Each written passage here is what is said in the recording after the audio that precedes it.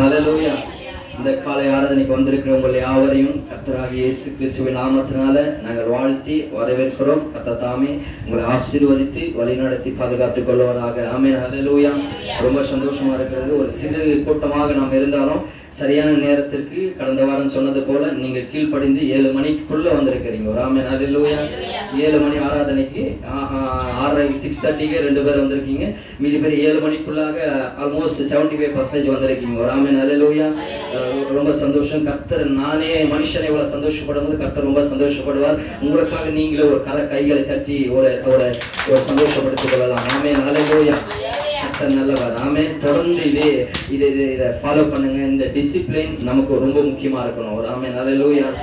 தொடர்ந்து நீங்க வாங்க. நான் சொன்னது போல இந்த வருஷம் முடிவுக்குள்ள இந்த நேரத்துக்குள்ளாக யாரெல்லாம் வராங்களோ அவங்களுக்கு ஒரு கிஃப்ட் கொடுக்கணும்னு சொல்லியிருக்கோம். 2வது காரியம், ஒரு வாரம் கட் பண்ணா மாறணும். ஒரு ஆமென். ஹல்லேலூயா. அவங்களுக்கு கிஃப்ட் தரேன்னு சொல்லியிருக்கோம். 3வது காரியம் என்ன சொல்லியிருக்கிறேன்? ஒரு ஆத்துமாவை, ஒரு ஆமென். ஹல்லேலூயா. ஒரு ஆத்துமாவை நீங்க எப்படியாகிலும் ஆண்டவர்கிட்ட கேட்டு ஜெபம் பண்ணி எப்படியாகிலும் சுவிசேஷத்தை அவங்களுக்கு சொல்லி அறிவித்து அவங்களே தேவனுடைய ஆலயத்திற்குள் நீங்கள் கொண்டு வரும்போது கர்த்தர் உங்கள் வாழ்க்கையில் அற்புதங்களை செய்வார், அவங்களுடைய வாழ்க்கையில் அற்புதங்களை செய்வார். ஆமென். ஹல்லேலூயா.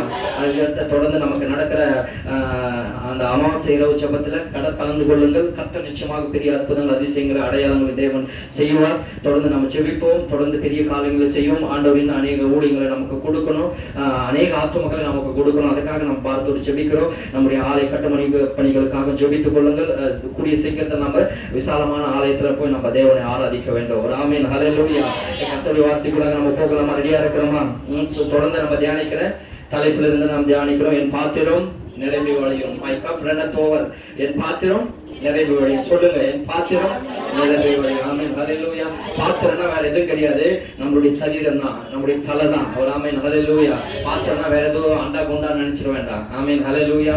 என் சரீரம் இதுதான் என் பாத்திரம், என் சரீரம், என் தலையே என்னையினால் அபிஷேகம் பண்ணுகிறார். என் பாத்திரம் நிரம்பி வழியும். என் சத்துருக்களுக்கு முன்பாக ஒரு பந்தியை ஆயத்தப்படுத்தி என் தலையை என்னையினால் அபிஷேகம் பண்ணுகிறார். என் பாத்திரம் நிரம்பி வழியும். கையை வச்சு தலைமால் சொல்லுங்க, என் பாத்திரம் நிரம்பி வழியும். ஒரு ஆமென். ஹல்லேலூயா. ஆண்டவருடைய வார்த்தை சொல்லுகிறது, என்னை விசுவாசிக்கிறவன் மரித்தாலும் பிழைப்பான், மரியாமல் இருக்கிறவன் என்றென்றைக்கும் நித்திய ஜீவனை சுதந்தரித்துக் கொள்வான் என்று சொல்லப்பட்டிருக்கிறது. ஆபிரகாம் கர்த்தரை விசுவாசித்தான், அது அவனுக்கு நீதியாக எண்ணப்பட்டது. இன்றைக்கும் நாம் கர்த்தருடைய வார்த்தையை விசுவாசித்து நம்பி நம்ம பிரயாணம் பண்ணி கொண்டிருக்கிறோம். ஆமென். ஹல்லேலூயா. எந்த சூழ்நிலையும் நமக்கு தெரியும், விதைக்கிறவன் காற்றையும் மழையும் பார்க்க மாட்டான். விவசாயம் பண்ணுகிறவர்கள் காற்றையும் மழையும் வெயிலும் பார்க்க மாட்டாங்க. அவங்க செய்கிற விவசாயத்தை அவர்கள் செய்து கொண்டிருக்கிறது போல நாம் கர்த்தருடைய வார்த்தைக்கு நாம் கேட்கும் பொழுது, தேவனுடைய ஆலயத்திற்கு நாம் வரும்போதோ நம்ம சூழ்நிலைகளையோ பிரச்சனைகளையோ காற்றையோ பிரச்சனை போராட்டங்களையும் நாம் பார்க்காதபடிக்கு நம்ம முன்னாடி இருக்கிற இயேசுவை நோக்கி நம்ம பார்த்து ஓடிக்கொண்டே இருக்க வேண்டும். ஒரு ஆமென். ஹல்லேலூயா. நமக்கு முன்னாடி இயேசு இருக்கிறார், என் ஆண்டவர் இருக்கிறார். நம்ம இன்னைக்கு கடந்து வருகிற சோதனைகள், போராட்டங்கள், பலவீனங்கள், நெருக்கடிகள், எல்லா சோதனைகளையும் இயேசு அதுக்கு முன்னாடி அவர் சகித்து விட்டார். அந்த எல்லா சோதனைகளையும் அவர் கடந்து விட்டார். ஆமென். ஹல்லேலூயா. அதனால இயேசு கிறிஸ்து சொன்னார், இக்காலத்து பாடுகள் அக்காலத்து மகிமைக்குரியவைகள் அல்லவே அல்ல. இந்த சோதனையை பார்த்து கலங்கி போயிடாதீங்க. இந்த சோதனை உங்களை அழிப்பதற்கல்ல, இந்த வனாந்தரம் உங்களை அழிப்பதற்கல்ல, இந்த போராட்டம் உங்களை அழிப்பதற்கல்ல, இந்த நெருக்கடிகள் உங்களை அழிப்பதற்கல்ல, இந்த பிரச்சனை உங்களை அழிப்பதற்கல்ல, இந்த வியாதி உங்களை அழிப்பதற்கல்ல. கர்த்தர் உங்களை அடுத்த நிலைக்கு, அடுத்த உயர்வான ஸ்தானங்களில் கர்த்தர் உங்களை கொண்டு போய் அவர் நிறுத்த வல்லமையுள்ள தேவனா இருக்கிறார். ஒரு ஆமென் சொல்லுங்க. ஹல்லேலூயா. கர்த்தர் நல்லவர், கர்த்தர் வல்லவரா இருக்கிறார். தேவன் சொன்னார், அவர் மரண பரியந்தமும் நம்மோடு கூட இருக்கிறார். ஆமென். ஹல்லேலூயா. இயேசு கிறிஸ்துவோட வார்த்தை சொல்கிறது, உலகத்தில் உபத்திரம் உண்டு, ஆனாலும் திடன் கொள்ளுங்கள். இந்த உலகத்தில் வாழ்கிற நமக்கு உபத்திரம் இருக்கும், அதை விட கிறிஸ்துவர்களுக்கு அதிக உபத்திரம் இருக்கும். இயேசுவை தேடுகிறவர்களுக்கு, இயேசுவை நம்பி வருகிறவர்களுக்கு, இயேசுவினிடத்தில் ஜெபிக்கிறவர்களுக்கு, இயேசுடைய பிள்ளைகளுக்கு அநேக உபத்திரங்களும் போராட்டங்களும் பிரச்சனைகளும் அநேக காரியங்கள் இருக்கும். அததான் இயேசு கிறிஸ்து முன்கூட்டியே சொல்லியிருக்கிறார், உலகத்தில் உபத்திரம் உண்டு, போராட்டம் உண்டு, நெருக்கடிகள் உண்டு, பிரச்சனை உண்டு, சோதனை உண்டு, உலகத்தில் உபத்திரம் உண்டு, ஆனாலும் திடன் கொள்ளுங்கள். ஒரு ஆமென். ஹல்லேலூயா. ஏன்னா உலகத்தை நான் ஜெயித்தேன். ஒரு ஆமென். ஹல்லேலூயா. அது நான் உலகத்தை நான் ஜெயித்தது போல நீங்களும் ஜெயிப்பீங்க. இந்த உபத்திரத்தை நான் ஜெயித்தது போல, இந்த பிசாசை நான் ஜெயித்தது போல நீங்களும் ஜெயிப்பீர்கள் என்று இயேசு கிறிஸ்து சொல்லியிருக்கிறார். பக்கத்துல சொல்லுங்க, உலகத்துல உபத்திரம் இருக்கும், ஆனாலும் திடன் கொள்ளுங்கள். ஆமென், ஹல்லேலூயா. பயப்படாதே, கலங்காதே, நீ சோர்ந்து போகாதே, கர்த்தர் உன்னோடு கூட இருக்கிறார். ஆமென், ஹல்லேலூயா. இந்த வனாந்தரத்தை பார்த்து கலங்கிடாத, இந்த நெருக்கடியை பார்த்து கலங்கிடாத, இந்த பார்வனை பார்த்து கலங்கிடாத, இந்த எகிப்து சேனைகளை பார்த்து கலங்கிடாத, இந்த சிங்கங்களை பார்த்து கலங்கி போகாத, இந்த யுத்தத்தை பார்த்து நீ கலங்கிடாத, இந்த வியாதியை பார்த்து நீ கலங்கி சோர்ந்து போகாத. உன்னை அழைத்த தேவன் உண்மையிலவரா இருக்கிறார். உன்னை அழைத்த இயேசு உண்மையிலவரா இருக்கிறார். நாம் ஆராதிக்கும் தேவன் ஜீவனுள்ளவரா இருக்கிறார். ஆமென், ஹல்லேலூயா. என் தேவன் உங்களை நிறைவான பாதைகளை நடத்துவார், மகிமையான பாதைகளை நடத்துவார். உன் குறைகளை எல்லாம் நிறைவாக்குவார், உன் தேவைகளை எல்லாம் சந்திப்பார். நாளுக்கு நாள் நாம் கிறிஸ்துவினுடைய வார்த்தைகளை கேட்டு அதன் பிரகாரம் நாம் நடக்கும் பொழுது, அதன் பிரகாரம் நாம் கை கொள்ளும் போது, செபித்து நம்மை பரிசுத்தப்படுத்திக் கொள்ளும் போது, தேவனுடைய வார்த்தையை நாம் கேட்டு வார்த்தையினால் நம்மை பரிசுத்தமாக்கி கொள்ளும் போது, கர்த்தர் நம்முடைய வாழ்க்கையில் அற்புதங்களையும் அடையாளங்களையும் அதிசயங்களையும் அவர் செய்ய வல்லமையுள்ள தேவனா இருக்கிறார். ஆமென், ஹல்லேலூயா. சொல்லுங்க, ஹல்லேலூயா. என் பாத்திரம் நிரம்பி வழியும். கடந்த வாரத்தில் நம்ம தியானித்தோம், என் பாத்திரம் தேவனுடைய சித்தத்தினால் நிரம்பி வழியும். சொல்லுங்க, என் பாத்திரம் தேவ சித்தத்தினால் நிரம்பி வழியும் என்று நம்ம கடந்த வாரத்தில் அதை முடிக்கல. இந்த வாரம் அதனுடைய கண்டினியூஸ் நம்ம அதை முடிக்கலாம். தேவன் நமக்கு கிருபை பாராட்டுவார். அப்போஸ்தலர் 9ஆம் அதிகாரத்தில் நம்ம அதை அடித்தளமா எடுத்துக்கொண்டு 1லிருந்து 6 வரைக்கும் நம்ம படித்தோம். அதில் நான் படிக்கிறேன். கடைசி வார்த்தை, சவுல் ஆண்டவருக்கு கேட்ட வார்த்தை, ஆண்டவரே, நான் என்ன செய்ய சித்தமாயிருக்கிறீர் என்றான். அதற்கு கர்த்தர், நீ எழுந்து பட்டணத்திற்குள்ளே போ, நீ செய்ய வேண்டியது அங்கே உனக்கு சொல்லப்படும் என்றார். ஆமென், ஹல்லேலூயா. இன்னைக்கு இந்த காலை வேளை நாம் ஆண்டவரை பார்த்து கேட்கிறோம், ஆண்டவரே, நான் என்ன செய்ய சித்தமாயிருக்கிறேன் என்று கேட்க வேண்டும். சில நேரங்களில் ஆண்டவர் சித்தம் இல்லாமல் நம்ம செய்கிறோம். சில நேரங்களில் ஆண்டவரில் சித்தம் இல்லாமல் நம்ம திருமண காரியங்களை ஒழுங்குபடுத்துகிறோம். சில நேரங்களில் ஆண்டவருடைய சித்தம் இல்லாம வேற இடத்திற்கு நாம் புறப்பட்டு போகிறோம். சில நேரங்களில் ஆண்டவருடைய சித்தம் என்னென்று அறியாம தேவனுக்கு பிரியமில்லாத காரியங்களை செய்கிறோம். ஒரு காரியத்தை நம்ம செய்தோம் என்றால், ஒரு வேலையை நம்ம தொடங்குறோம்னா, இல்ல ஒரு திருமண காரியமோ, இல்ல குடும்பமோ, இல்ல பொருளாதாரமோ, இல்ல ஊழியமோ, இல்ல பிசினஸோ, இல்ல பிள்ளைகளுடைய படிப்போ, எதிர்காலமோ எது செய்தாலும் முழங்கால் படிட்டு ஆண்டவருடைய கேட்கணும். என்னன்னு கேட்கணும், ஆண்டவரே, இது உமக்கு சித்தமா? ஆமென், ஹல்லேலூயா. இந்த வேலை செய்கிறேன், அது உமக்கு சித்தமா? இல்ல இதை நான் செய்ய போகிறேன், இல்ல இதை நான் வாங்க போகிறேன், இல்ல இதை நான் விற்க போகிறேன், இல்ல இந்த காரியத்தை நான் ஈடுபட போகிறேன், இது உமக்கு சித்தமா என்று ஆண்டவருடைய கேட்கும் பொழுது ஆண்டவர் நிச்சயமாக நமக்கு பதிலை கொடுப்பார். ஆமென், ஹல்லேலூயா. அன்றைக்கு நான் சொன்ன குஷ்டரோகி, இயேசு கிறிஸ்து மலைச்சபத்தை முடித்து விட்டு அவர் இறங்கி வரும்போது, குஷ்டரோகி அவன் பிறவிலிருந்து குஷ்டரோகத்தினால் அவதிப்பட்டு கொண்டு, குடும்பத்தாரால், சொந்த பந்தங்கள் எல்லாராலும் வெறுக்கப்பட்டு, வறுமையோடு, அவன் வேதனையோடு, கண்ணீரோடு தேவனிடத்தில் வந்து அவன் வேதனையோடு நிற்கிறான். அந்த முகத்தை பார்க்கும் போது இயேசுவுக்கு ஒரு பரிதாபமாகி விட்டது. அந்த அளவுக்கு அவன் உள்ளத்துல சமாதானம் இல்லை, உள்ளத்துல சந்தோஷம் இல்லை, உள்ளத்துல ரொம்ப வேதனை, உபத்திரத்தோடு அவன் இயேசுவை பார்த்து அவன் கேட்ட கேள்வி, ஆண்டவரே, உமக்கு சித்தமானால்? அப்படிப்பட்ட ஒரு குஷ்டரோகி, ஆண்டவரை பற்றி தெரியாதவன், ஆண்டவருடைய சத்தியத்தை அறியாதவன், இயேசுவை ஏற்றுக்கொள்ளாதவன், இயேசுடைய பிரசங்கத்துக்கு போகாத ஆளு, அவர் இயேசுவை கேள்விப்பட்டுட்டு ஆண்டவர்கிட்ட வந்து கேட்கிறார். ஒரு வெளிப்பாட்டோடு, ஒரு வெளிப்பாட்டின் வரங்களோடு கேட்கிறார், ஆண்டவரே, உமக்கு சித்தமானால் என்னை சுத்தமாக்க உம்மால் ஆகும். நம்ம கேட்போம், எப்படிப்பட்ட காரியமா இருந்தாலும் எனக்கு சுகமாக்கிடுங்க ஆண்டவரேன்னு கேட்போம். உமக்கு சித்தமோ இல்லையோ என்ன சுகமாக்கணும்னு நம்ம கேட்போம். ஆமென், ஹல்லேலூயா. ஒருவேளை நம்ம வியாதியில் இருந்தோம்னா, இல்ல ஒரு வியாதியின் படுக்கையில, இல்ல மரண பள்ளத்தாக்கில, இல்ல கடன் போராட்டத்துல, இல்ல ஏதோ ஒரு நெருக்கடியில் நம்ம வாழ்ந்து கொண்டிருந்தோம்னா, ஆண்டவர்கிட்ட நம்ம என்ன கேட்போம்னா, ஆண்டவர் எப்படியாவது எனக்கு இதை செஞ்சிருங்க, எப்படியாவது இந்த வியாதியை போக்கிடுங்க, எப்படியாவது இது நடத்தட்டும் அப்படின்ட்டு தான் நம்ம ஆண்டவர்கிட்ட கேட்போம். ஆனா அந்த குஷ்டரோகி ஆண்டவரை பார்த்து கேட்ட காரியம் என்ன தெரியுமா? ஆண்டவரே, உமக்கு சித்தமானால் என்னை சுத்தமாக்கும். ஆமென், ஹல்லேலூயா. ஆனா உமக்கு சித்தம் இல்லைன்னா வேண்டாம். உமக்கு சித்தமானால் என்னை சுத்தமாக்க உம்மால் ஆகும். உமக்கு சித்தம் இருந்துச்சுன்னா கண்டிப்பா என்னை சுத்தமாக்க உம்மால் ஆகும். உமக்கு சித்தம் இல்லைன்னா வேண்டான்ற மாதிரி அவன் கேட்கிறான்.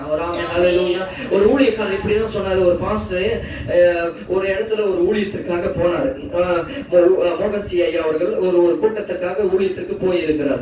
போயிட்டு அவரு அந்த கூட்டத்தை முடித்து விட்டு ரொம்ப டயர்ட் ஆயிட்டு ரொம்ப பலவீனத்தோடு வீட்டுல போய் படுத்திருக்கிறார். அவரும் அந்த இடத்துல அந்த மீட்டிங் முடிஞ்ச இடத்துல வீட்டுல போய் கணவனும் மனைவியும் சேர்ந்து படுத்திருக்காங்க. லேட் நைட்டா படுத்திருக்காங்க. திடீர்னு ஒரு 12 மணிக்கு இருக்கும், நைட்டு 12 மணிக்கு வந்து ஒரு கதவு தட்டுல சத்தம் கேட்டுச்சு. கதவு தட்டிட்டே இந்த சத்தம் கேட்டவங்க திடீர்னு யார் இந்த நைட்ல வந்து 12 மணிக்கு கதவு தட்டுறாங்கன்னு எழுந்து வெளில வந்து பார்க்கறாரு.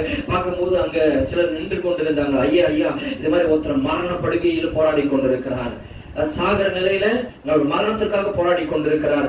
உடனே வாங்க, அவருக்காக ஜெபம் பண்ணுங்க, ஆண்டவர் அவருக்கு உயிர் கொடுக்கட்டும், ஆண்டவர் அற்புதம் செய்யட்டும், தயவு செய்து வாங்கினவுடனே இவரும் என்ன பண்ணாருன்னா, ஐயோ உயிருக்காக போராடிட்டு இருக்கிறாரு, உடனே போலான்னு சொல்லிட்டு அடிச்சு பிடிச்சிட்டு இவரும் மனைவியும் சேர்ந்து ஒரே ஓட்டம் ஓடினாங்க. ஓடும்போது பார்த்தா அங்கங்க ஜெபம் பண்ணிட்டு இருக்கிறாங்க.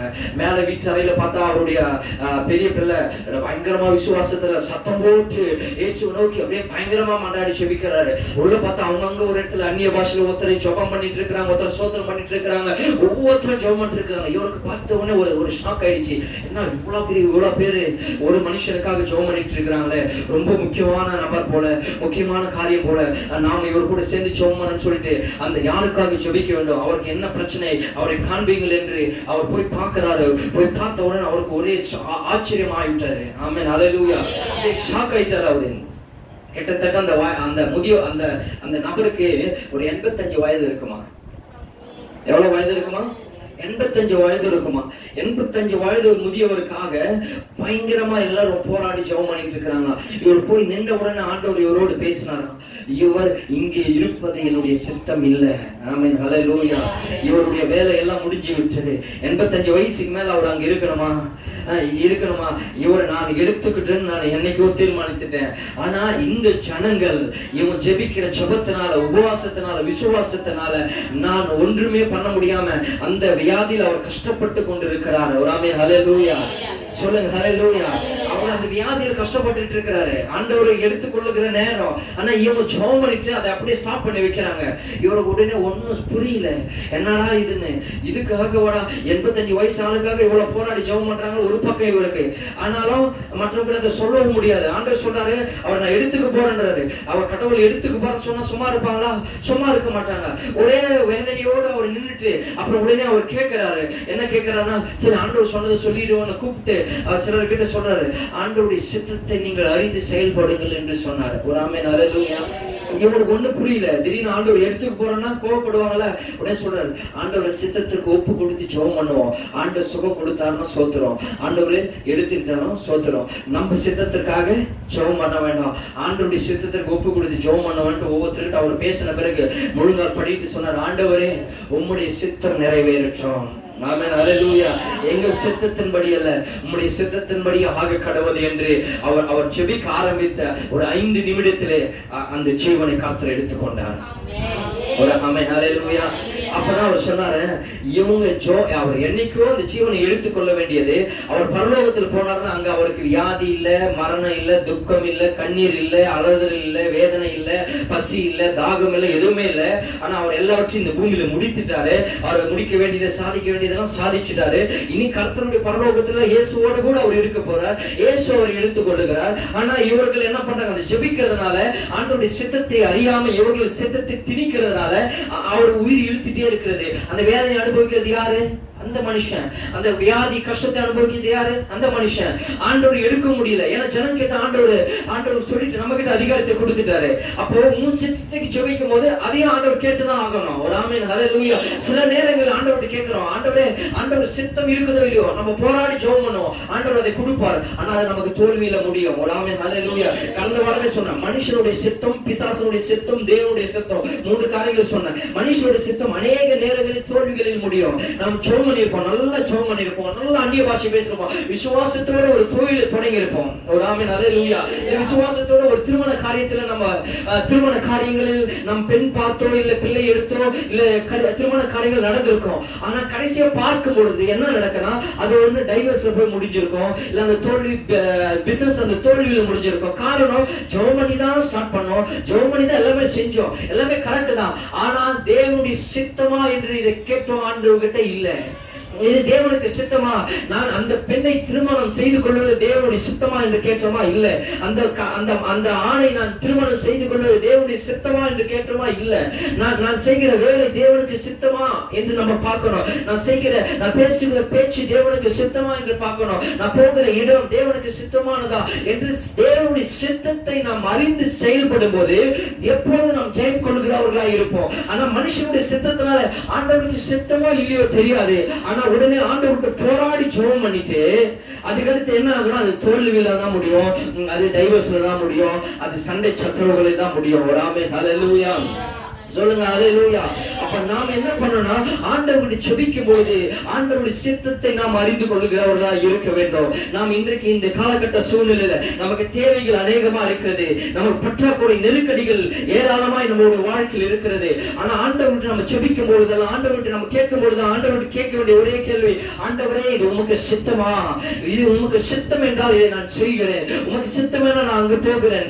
பெர்க்மான் செய்ய எப்படிதான் அவர் பாட்டார், நான் எங்கு செல்ல வேண்டும், எதற்காக செல்ல வேண்டும், நான் எப்படி ஜெபிக்க வேண்டும், எதற்காக ஜெபிக்க வேண்டும், கற்றுத்தாரம் ஆவியானவரே என்று அவர் கேட்டார். ஆண்டவர் சொன்னார், நான் உனக்கு போதித்து நீ நடக்க வேண்டிய வழியை காட்டுவேன், உன்மேல் என் கண்ணை வைத்து ஆலோசனை சொல்லுவேன் என்று சொன்னார். அப்ப ஆண்டவருடைய ஜெபம் பண்ணும்போது கேட்கணும், ஆண்டவரே எனக்கு இது வேணும் அது வேணும் நம்ம கேட்கறது தப்பு கிடையாது. அதே சமயத்தில் ஆண்டவர்கிட்ட கேட்கணும், ஆண்டவர் அது உமக்கு சித்தமானால் அதை எனக்கு கொடுங்க. ஒரு ஆமென் ஹல்லேலூயா. இன்னைக்கு வேணும்னு ஆண்டவர் கொடுத்துட்டு பின்னாடி கஷ்டப்படுறது நம்ம தான் இருக்கோம். ஒரு ஆமென் ஹல்லேலூயா சொல்லுங்க. பின்னாடி கஷ்டப்படுறது நம்ம தான் இருக்கிறோம். அப்ப ஆண்டவர்கிட்ட நாம என்ன பண்ணோம், கேட்கும்போது ஆண்டவர்கிட்ட ஒரு பிசினஸ் வேணும் நம்ம கேட்கிறோம், ரொம்ப போராடி ஜெபம் பண்ணி பாஸ்டிங் போட்டு கேட்டுட்டா ஆண்டவர் நமக்கு கொடுத்துருவாரு. கடன் வாங்கி அதை வாங்கி ஏதோ அந்த பிசினஸ் பண்றோம், கடைசியா அந்த பிசினஸ் ஃபெயிலியர் ஆயிட்டு இருக்கோம், தோல்வியில் நின்று இருக்கோம், கடன் கட்ட முடியாது, இஎம்ஐ கட்ட முடியாது, லோன் கட்ட முடியாது, ரொம்ப பிரச்சனை, நடுத்தெருவில் வந்து நின்றுவோம். அன்றைக்கு ஆண்டவர் பார்த்து ஆண்டவரே உங்க வீட்டு ஜெபம் பண்ணிட்டு தானே அது தொடங்கினேன், ஏன் ஆண்டவர் இவ்வளவு பிரச்சனை இவ்வளவு கஷ்டம்னு ஆண்டவர் நீ கேட்டு கொடுத்துட்டாரு. ஆனா அது ஆண்டவர் தேவ சித்தமா இல்லையா நம்ம கேட்டுக்கணுமா, தேவ சித்தமா இல்லையா நம்ம அறிந்து கொண்டிருந்தா அன்னைக்கு ஆண்டவர் சொல்லியிருப்பார், இந்த வேலையை நீ செய் மகளே, இந்த வேலையை செய்யாத என்று கர்த்தர் சொல்லியிருப்பார். அப்ப நம்ம வாழ்க்கையில ஜெயமா இருந்திருக்கும். ஆண்டவருக்கு சித்தமா இருந்தால் அந்த பிசினஸ் சக்சஸ்ஃபுல்லா இருந்திருக்கும். ஆண்டவர் சித்தம் இல்லைன்னா அது தோல்வியில் முடியும் போது நாம் தேவனை ஒருபோதும் குறை சொல்லக்கூடாது, தேவனை ஒருபோது நாம் பழி போடக்கூடாது. ஆமென் ஹல்லேலூயா. இன்னைக்கு நம்ம கர்த்தர்கிட்ட கேட்கணும், ஆண்டவரே என் வாழ்க்கையில் இருக்கிற எல்லா பிரச்சனைகளையும் நெருக்கடிகளையும் எல்லாம் மாறணும், ஆனா தேவ சித்தம் என் வாழ்க்கையில் நிறைவேறணும், தேவ திட்டம் என் வாழ்க்கையில் நிறைவேறணும், தேவ தீர்மானங்கள் என் வாழ்க்கையில் நிறைவேறணும். என் குடும்பத்துல, என் பிள்ளைகளில, என் வேலையில, என் ஊழியத்துல, என் பிசினஸ்ல, என் பொருளாதாரத்துல, என் தொழிலில, நான் செய்கிற காரியங்களில், நான் இருக்கிற இடத்துல தேவ திட்டம் தேவ சித்தம் மட்டுமே நிறைவேறும் என்று நாம் தேவன் கிட்ட நாம் கேட்க வேண்டும். தேவன் கிட்ட அப்படி ஜெபிக்கிற ஜெபமாய் நம்ம ஜெபம் மாற வேண்டும். ஆமென் ஹல்லேலூயா. அப்படி ஜெபிக்கிற ஜெபமாய் நம்ம வாழ்க்கையில மாறும்போது கர்த்தருடைய தீர்மானங்கள் திட்டங்கள் நம்ம வாழ்க்கையில நிறைவேறும். அப்பொழுதுதான் தேவ வார்த்தை, கொரிந்தியரில் சொல்லப்பட்டிருக்கிற வார்த்தை நிறைவேறும். தேவன் ஆயத்தம் பண்ணினவைகள் கண் காணவும் இல்லை, காதில் கேட்கவும் இல்லை, இருதயத்தில் தோன்றவும் இல்லை, தேவ ஆவியானவரோ அதை நமக்கு வெளிப்படுத்தி கர்த்தர் அதை நடத்துவார். ஆமென் ஹல்லேலூயா. அப்போ இன்றைக்கு காலகட்டத்தில் நம்ம ஆண்டவரை விட்டு ஜெபிக்கிற ஜெபம் ஏதோ ஒரு கடமைக்காக இல்ல கண்டதெல்லாம் நம்ம கேட்டு கண்டதெல்லாம் இருக்க வேண்டும் என்று நம்ம ஜெபிக்கிற ஜெபமா இருக்க கூடாது. ஆமென் ஹல்லேலூயா. வாலிபர்களுக்கு ஒரு உதாரணத்தை நான் சொல்றேன், சொல்லி நம்ம மீதி காரியங்களை நம்ம இன்னைக்கு ஜெபம் பண்ணி முடிக்கலாம். ஏற்கனவே இதை சொல்லி இருக்கேன்னு நினைக்கிறேன். ஒரு வாலிப சகோதரன் ஒரு வாலிப சகோதரியை அவன் காதலிக்கிறான். காதலித்து அந்த மகளை தான் திருமணம் செய்து கொள்ள வேண்டும் என்று ரொம்ப ஆண்டவர்கிட்ட போராடுறான். ஆமென் ஹல்லேலூயா. இதுல ரெண்டு விஷயம், ஒண்ணு அவன் காதலிக்கிறான், ரெண்டாவது ஆண்டவர்கிட்ட போய் கேட்கறான், இது சரியான விஷயம். ஒரு ஆமென் ஹல்லேலூயா. ஆண்டவர்கிட்ட கேட்கறான், ஆண்டவர் இந்த மகளை தான் நான் கல்யாணம் பண்ணணும்னு ஆண்டவர்கிட்ட கேட்கறான். கேட்கும்போது அவன் ரொம்ப கேட்கும்போது ஆண்டவர் சொன்னாரு, இது என் சித்தம் இல்லை. ஆமென் ஹல்லேலூயா. இது என் சித்தம் இல்லைன்னு ஆண்டவர் சொல்லிட்டாரு. அதுக்கடுத்து என்ன பண்ணிருக்கணும் சொல்லுங்க, என்ன பண்ணிருக்கணும்? நம்ம விட்டுட்டு இருக்கணும். திரும்ப என்ன பண்றான், ஆண்டவர்கிட்ட இன்னொரு முறை போய் ஜெபம் பண்றான். அப்ப ஆண்டவர் சொல்றாரு, என் சித்தம் இல்ல மகனே அப்படின்னாரு. மூன்றாவது டைமும் போயிட்டு ஆண்டவருடைய ஜெபம் பண்றான். ஆண்டவர் அப்போது சொல்றாரு, எனக்கு சித்தம் இல்லைன்னு சொல்லிட்டு. ஆண்டவர் சித்தம் இல்லைன்னு சொல்லிட்டாருன்ட்டு உடனே என்ன பண்ணான், அவன் உபவாசம் இருந்து ஃபாஸ்டிங் போட்டு ஜெபிக்க ஆரம்பிக்கிறான், அழுவ ஆரம்பிக்கிறான், ஆண்டவருக்கு கத்த ஆரம்பிக்கிறான். ஆண்டவரே என் நாமத்தினால் எதை கேட்டாலும் செய்வேன்னு சொன்னீங்களே, நான் உபவாசம் இருந்து ஜெபிக்கிறேன், விசுவாசிக்கிறவனுக்கு எல்லாம் கூடும் என்று சொன்னீங்களே, நான் விசுவாசிக்கிறேன், அந்த மகள் எனக்கு மனைவியா தாங்க, அந்த பெண் எனக்கு மக தாங்க அப்படின்னு சொல்லி ரொம்ப ஆண்டவர்கிட்ட போராடி ஜெபிக்கிறான். யாக்கோபு போல ராமனுடன் போராடுற மாதிரி போராடி அவன் ஜெபிக்கிறான். ஆண்டவர் அந்த மகளை அவனுக்கு கொடுக்கிறார். ஆமென் ஹல்லேலூயா. ஆனா முதல் ஆண்டவர் சொன்னது என்ன, சித்தம் இல்லைன்னு சொன்னாரு. ரெண்டாவது இவன் போராடி உபவாசம் இருந்து ஜெபிக்கிறதுனால ஆண்டவர் அவனுக்கு கொடுத்துட்டாரு. ஒரு ஆமென் ஹல்லேலூயா. நிறைய நேரத்துல அப்படின்னா ஆண்டவர் சில காரியங்கள் நம்ம வேணாம்னு சொல்லுவார் ஆண்டவர், ஆனால் நம்ம போராடி ஜெபம் பண்ணி அதை வாங்கி இருக்கிறோம். யாருக்காவது அந்த அனுபவம் இருக்கிறதா? ஆண்டவருக்கு விருப்பம் இல்லாததையும் நம்ம ஜெபத்தினால, உபவாசத்தினால, விசுவாசத்தினால, காணிக்கைகளினாலும், ஏதோ பொருத்தனைகளாலும், ஏதோ ஒண்ணு ஆண்டவர்கிட்ட சொல்லி நம்ம அதை வாங்கி இருக்கிறோம். ஆனா இந்த மகனுக்கு சில நாட்கள் ஆன உடனே ரொம்ப அந்த மகளோடு ரொம்ப நேசித்து ரொம்பவே 2 பேரும் சந்தோஷமா வாழ்ந்து கொண்டிருந்தாங்க. ஒரு நாள் என்ன நடந்துச்சு, அந்த மகளுக்கு ஒரு வியாதி வர ஆரம்பித்தது. அந்த அம்மை என்ற ஒரு வியாதி வர ஆரம்பித்த உடனே முகமெல்லாம் அந்த ஒரு மாதிரி அந்த பிம்பிள்ஸ் மாதிரி புண்ணு முகமெல்லாம் ஆயிடுச்சு. அதுக்கடுத்து அதெல்லாம் அது ரொம்ப ஓவரான உடனே தலையில் இருக்கிற முடியெல்லாம் கொட்டி போயிடுச்சு. ரொம்ப தலை ஒரு மொட்டை மாதிரி ஆயிடுச்சு. முகமெல்லாம் அந்த புண்ணு காயங்கள் அப்படியே போல அங்கங்க கருப்பா ஆயிடுச்சு. அது சரியான பிறகும் முகமெல்லாம் கருப்பா ஆயிடுச்சு. பாக்குறதுக்கு முகம் ரொம்ப கோரமாயிடுச்சு. தலையில முடி இருந்தாலும் பெண்களுக்கு அழகு, முடி இல்லாம ரொம்ப ஒரு மாதிரி இருந்த உடனே வெளியில எங்க போனாலும் இவன் அந்த மனைவி கூட கூட்டு போக மாட்டான். கடைக்கு போனாலும் சரி, வெளியில எங்க போனாலும் சரி, முன்னாலாம் எப்பவுமே மனைவியே கூடயே கூட்டு போவான். நேசித்து அந்த அளவுக்கு சந்தோஷமா இருந்தான். இப்ப என்ன பண்ணா, எங்க போனாலும் கூட்டு போக மாட்டான். அந்த மாதிரி கேட்கும், நான் கூட வரேன், அங்க வரேன், இல்ல திருமணத்துக்கு வர, அந்த ஃபங்க்ஷன் வர, எங்க கூப்பிட்டாலும் என்ன பண்ணுவான், கூடவே கூட்டிட்டே போக மாட்டான். அப்புறம் தான் அவனை கேட்கும் போது அவன் சொன்னான், எல்லாரை விட அவளை நேசித்த அந்த மகளை, இயேசுவை விட நேசித்து போராடி ஜெபம் பண்ணி அந்த மகளை வாங்கிட்டேன். இப்ப எல்லாரை விட அவன் மகளை வெறுக்கிறேன் என்னன்னு கேட்டு போது அவன் சொன்னானா, நான் அந்த மகள்கிட்ட எனக்கு பிடிச்சது என்ன தெரியுமா, அந்த அழகான முகம் தான். அந்த அழகான முகத்தை தான் எனக்கு ரொம்ப பிடிச்சிருந்தது. என் வாழ்நாளெல்லாம் அந்த அழகான முகம் என் கூட வரணும்னு நான் நினைச்சேன் அப்படின்னு சொன்னானா. ரெண்டாவது, தலை முடி பாத்தீங்கன்னா ரொம்ப இடுப்பு வரைக்கும் ரொம்ப நீளமா இருக்கும். அந்த அளவுக்கு மேன்மையான கூந்தலா இருக்கும், அழகா இருந்துச்சு. அதுக்காக தான் அவளை நான் ரொம்ப நேசிச்சேன். வாழ்நாளெல்லாம் அவ கூட இருக்குன்னு நினைச்சேன். கடைசி அந்த அழகும் போயிடுச்சு, அந்த தலையில இருக்கிற முடியும் கொட்டி போச்சு. அப்புறம் என்னத்துக்கு எனக்கு அவன் சொல்லிட்டு அவன் வெறுக்க ஆரம்பிச்சான். அந்த மகளை உதறி தள்ள ஆரம்பிச்சான். அந்த மகளை டைவர்ஸ் பண்ணிட்டான். அந்த அளவுக்கு அவன் வாழ்க்கை நரக வாழ்க்கைக்கு போயிடுச்சு. ஒரு ஆமென், ஹல்லேலூயா. இது நான் சொல்றது புரியுதா? இதுல என்ன தப்பு? ஜெபம் பண்ணி தானே ஆண்டவர் கொடுத்தாரு, விசுவாசத்தோடு தான் கேட்டான். அவனுக்கு விசுவாசம் இல்லாம இருந்துச்சா, ஜெபம் இல்லாமல் இருந்துச்சா, ஆண்டவரோட எல்லாமே கேட்டான். ஆனா அவன் வாழ்க்கை நிம்மதியான வாழ்க்கை, சந்தோஷமான வாழ்க்கையா இருந்துச்சா? இல்ல. இதான நாமும் பிள்ளைகளும் சரி, வாலிபர்களும் சரி, நம்ம எந்த காரியம் செய்தாலும் ஆண்டவருக்கு சித்தமா என்று பார்க்கணும். ஒரு ஆமென், ஹல்லேலூயா. பிள்ளைகள சில ஸ்டேஜ்ல நமக்கு லவ் வர மாதிரி இருக்கும், ரொமான்ஸ் வர மாதிரி இருக்கும், காதல் பண்ற மாதிரி இருக்கும். இதெல்லாம் இருந்தாலும் அது தேவன் திட்டமா, தேவ சித்தமான்னு பார்க்கணும். ஆமென், ஹல்லேலூயா. தேவன் நமக்கென்று ஒரு ஆளை ஆண்டவர் வைத்திருக்கிறார். ஆமென், ஹல்லேலூயா. ஆதாமுக்கு ஆண்டவர் ஏவாளை கொடுத்தது கர்த்தர் தான் கொடுத்தாரு. அவன் தேடி போல, அவன் போய் கேட்கல, எனக்கு ஒரு மனைவி கொடுங்க, எனக்கு ஒரு துணையை கொடுங்கன்னு ஆண்டவர்கிட்ட அவன் கேட்கல. ஆண்டவருக்கு தெரியும் சரியான நேரத்துல அவன் கேட்காம ஒரு மனைவியை கர்த்தர் அவனுக்கு கொடுக்கிறார். ஒரு ஆமென், ஹல்லேலூயா. அதே ஏவாளுக்கு ஆண்டவர் ஆதாமை கணவனாய் கொடுக்கிறார். அப்ப ஆண்டவருடைய சித்தத்திற்குள்ள நாம் இருக்கும் பொழுது குறிப்பிட்ட காலத்துல சரியான நேரத்துல சரியான காரியங்களில திருமண காரியங்கள் ஆண்டவர் நடத்துவார். ஆமென், ஹல்லேலூயா. அது வரைக்கும் ஆண்டவர் சமூகத்தில் நம்ம காத்திருந்து ஜெபிக்கும் பொழுது வாழ்க்கை பின்னாடி ரொம்ப சந்தோஷமா இருக்கு. இப்ப கஷ்டப்படுற போல தெரியும், ஆனா பின்னாடி வாழ்நாள் நம்மளோட வாழ்க்கை நல்லா இருக்கும். இப்ப நம்ம 4 பேர்கிட்ட பேசிட்டு, நான் காதலங்கிட்ட பேசிட்டு இருக்கேன், நான் போன்ல பேசிட்டு இருக்கிறேன், சந்தோஷமா இருக்கிறேன், அவனை நேசிக்கிறேன், என்ன ரொம்ப நேசிக்கிறேன், என் அப்பா அம்மாவோட நேசிக்கிறேன். லவ் பண்ணும்போது தான் தெரியும், காதலிக்கும் போது தான் தெரியும். என்ன தெரியுமா, எல்லா அப்பா அம்மாவோட ரொம்ப நேசிக்கிற போல தெரியும். ஆமென், ஹல்லேலூயா. அப்ப நினைப்போம், என் அப்பா அம்மா என்ன நேசித்தாங்க, என் அப்பா அம்மா என்ன கேட்டாங்க, ஒரு நாளைக்காவது சாப்பிட்டியான்னு கேட்டாங்களா? அவன் வேலைக்கு என்ன போன் பண்ணி சாப்பிட்டியான்னு கேட்கறான், எப்படி இருக்கிற கொஞ்சம் செல்லம் பட்டுன்றான், எனக்கு என்ன வேணும்னு கேட்கறான், எல்லாம் கேட்கற மாதிரி இருக்கும். அதுக்கடுத்து கொஞ்ச நாட்களுக்கு அப்புறம் உங்ககிட்ட ஏதாவது ஒரு குறை வரும்போது, ஏதாவது ஒரு சூழ்நிலை வரும்போது நடு ரோட்டில் ஒண்ணு விட்டுட்டு போவான். ஒரு ஆமென், ஹல்லேலூயா.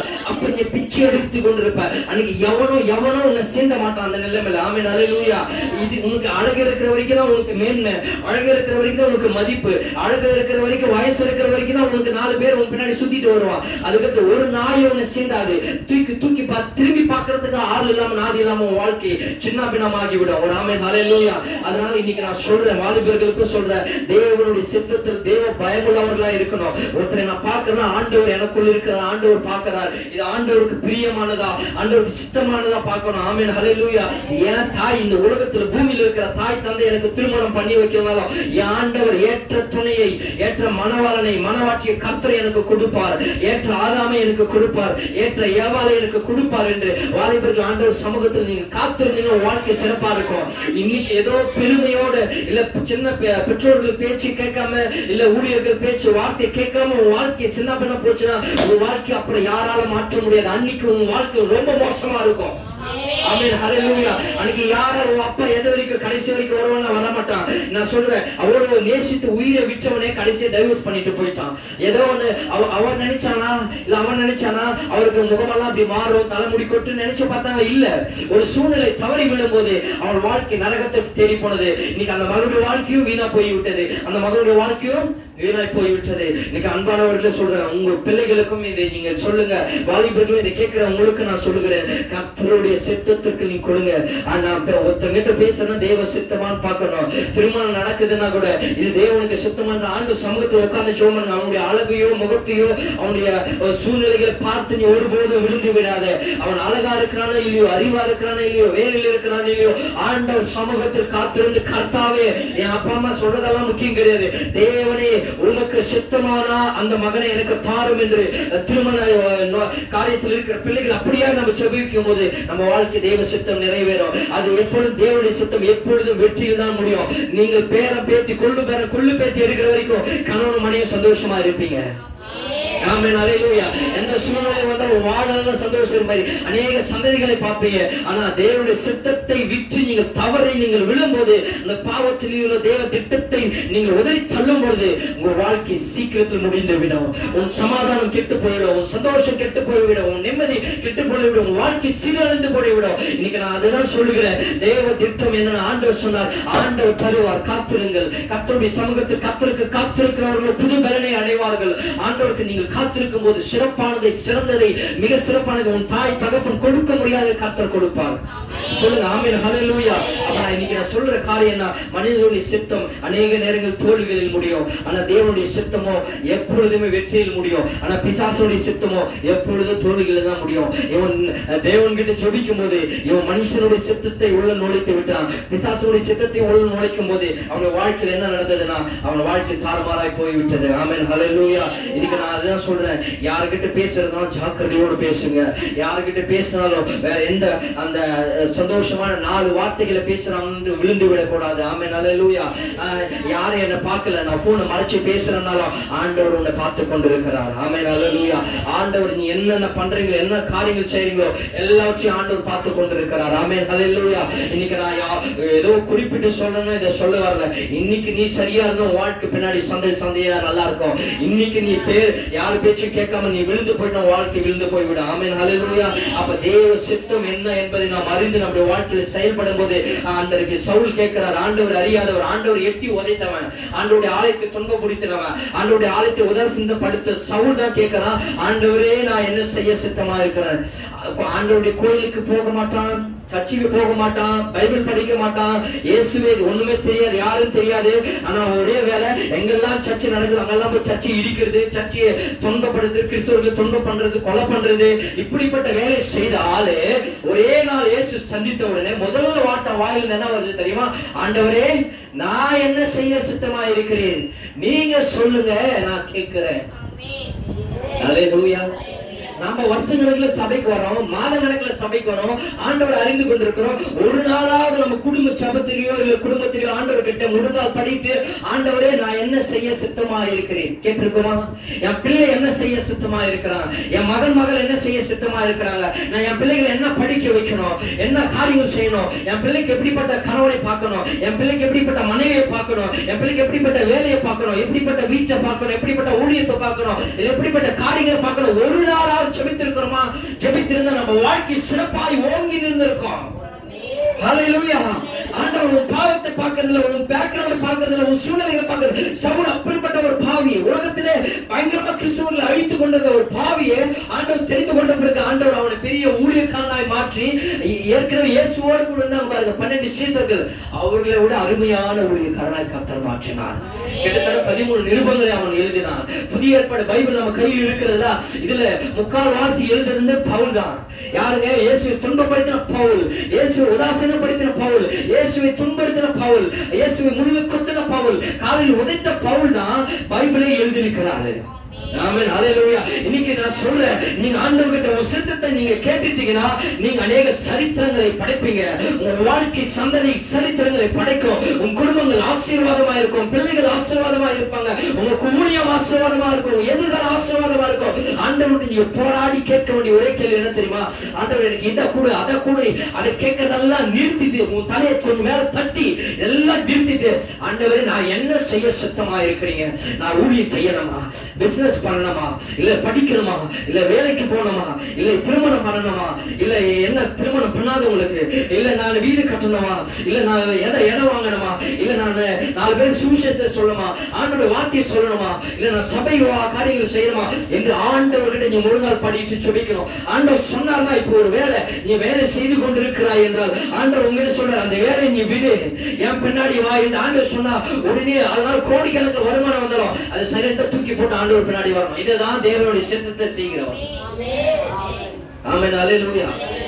பேதுருவை பார்த்து ஆண்டவர் சொன்னாரு, மீன் பிடிச்சிட்டு இருக்கிறான். அவன் வேலை வந்து மீன் பிடிக்கிற வேலை. அவன் வேலை மீனவன், மீன் பிடிக்கிற வேலை. நைட் எல்லாம் மீன் பிடிச்சிட்டு இருக்கிறான். ஆண்டவர் போய் நின்னவன சொல்றாரு, இந்த மீன் வேலையெல்லாம் தூக்கி போட்டு மீன் வேலையை விட்டுட்டு என் பின்னாடி வா, உன் வேலையை விட்டுட்டு என் பின்னாடி வா, உன்னை மனுஷவர்களை பிடிக்கிறவர்களை மாற்றுகிறேன் என்று சொன்ன உடனே அவன் அந்த மீன் வேலையெல்லாம் தூக்கி உதறி தள்ளிவிடு. ஏன்னா அந்த பொருள் ஒரு வேலை அவன் மீன் பிடிச்சா வயிற்று பொழப்பு, வயிறு சாப்பிட முடியும், குடும்பத்தை போய் போஷிக்க முடியும். ஆனா ஆண்டவர் சொன்ன உடனே அவன் நினைக்கல, எதுவும் நினைக்கல. ஆண்டவர் பார்த்துட்டு எல்லாமே தூக்கி போட்டு வெளில வந்துட்டாரு. இன்னைக்கு நீங்க ஏதோ ஒரு வேலை செய்றீங்க, உன் வேலையை விட்டுட்டு என் ஊழியத்துக்கு வான்னு சொன்னா வந்துடுவீங்களா? வருவோமா? வரமாட்டோம். என் பிள்ளைகள் எதிர்காலம் என்ன ஆகும், வருமா வரணும்னு யாருமே சொல்ல முடியாது. ஆமென். ஹல்லேலூயா. சும்மா நீங்க இல்ல நான் வந்தவனே ஆக்டிங் எல்லாம் பண்ண முடியாது.